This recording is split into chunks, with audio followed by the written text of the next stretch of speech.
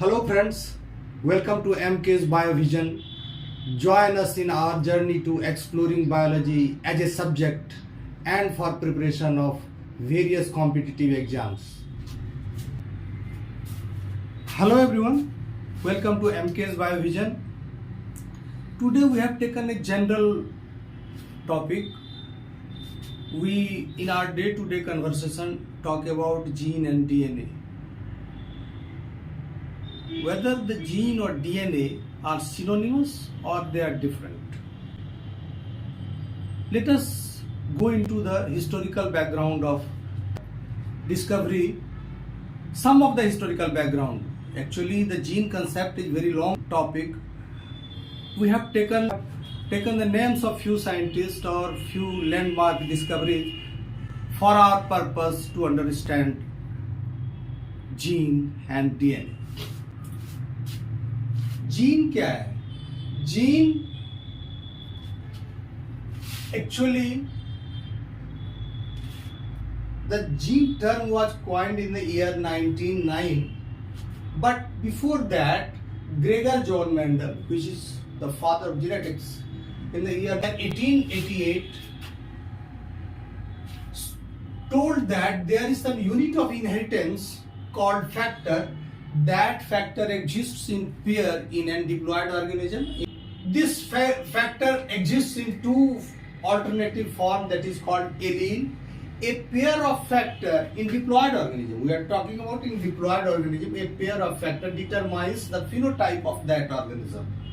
But in the year 1909, the term gene was coined by Johansen, which was a Danish botanist, for the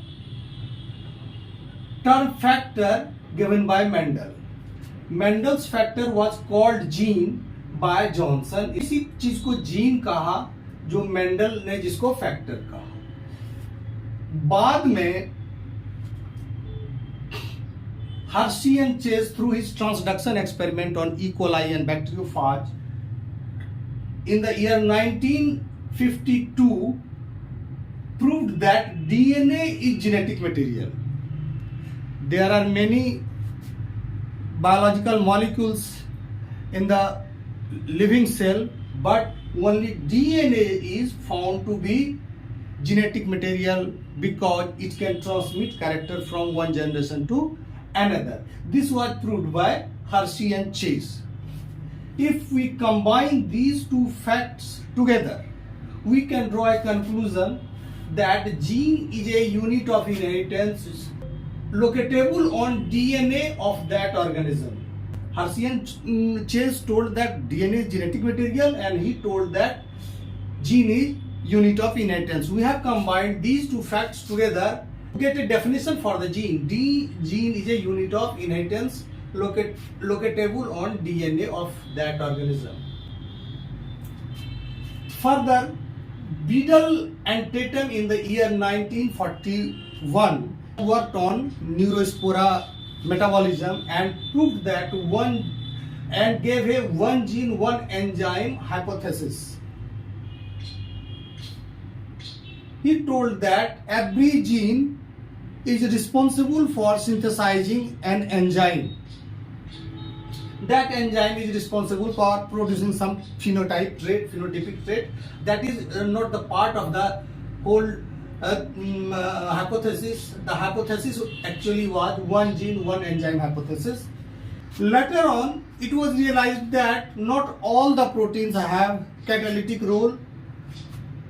Many proteins perform structural roles also, and all the enzymes are not made up of only one peptide.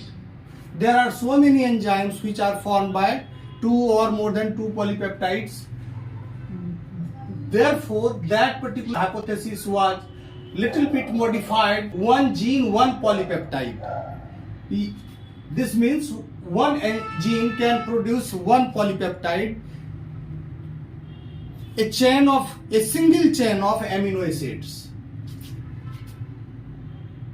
Taking all the things together, we can draw a conclusion that only coding region of DNA is, since a gene is producing some kind of enzyme, or protein that shows that only coding region of DNA can be called a gene. DNA that can produce mRNA only, and that mRNA is translated into protein. Later on, this particular definition was elaborated. It was expanded, and the form of this definition is all regions of DNA that is transcriptable or could be used as template for RNA synthesis can be called as gene. This means any part of DNA of genome that is used as template for RNA, or that is producing some RNA that is participating in the synthesis of RNA is called a gene. It means gene consists of two regions: coding region that produces mRNA only, that is later on translated into some kind of protein, and non-coding transcriptable part. Non-coding transcriptable part, tRNA, ribosome, small nuclear RNA, etc. These non-coding transcriptable part is not translated. It is non-coding region, but it is transcriptable. Then we can say that all the regions which can be transcripted can be called a gene. Sequence Ontology Consortium, in short we called it SOC. According to Sequence Ontology Consortium, a gene is a locatable region on genomic sequence. We are talking about the entire genome. According to SOC, a gene is a locatable region on genomic sequence corresponding to a unit of inheritance, along with regulatory region,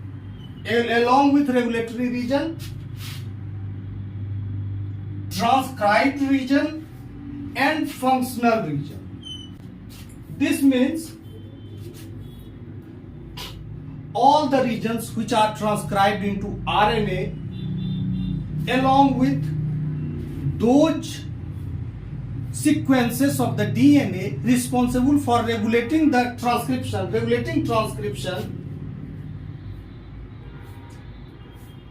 is called gene.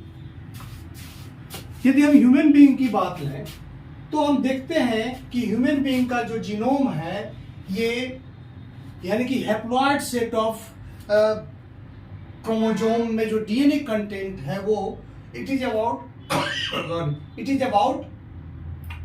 3.2 billion base pair, और इसकी जो लंबाई होती है, यदि rough लंबाई लें scale में, तो ये 6 फीट या 1.8 मीटर के बराबर होता है. तो out of 3.2 billion base pair 23% of DNA forms gene, यानी 1/4, 1/4 of the total DNA makes gene, out of which 1.5% is the coding region. That means it is responsible for producing some kind of protein, and remaining 98.5% is non-coding region.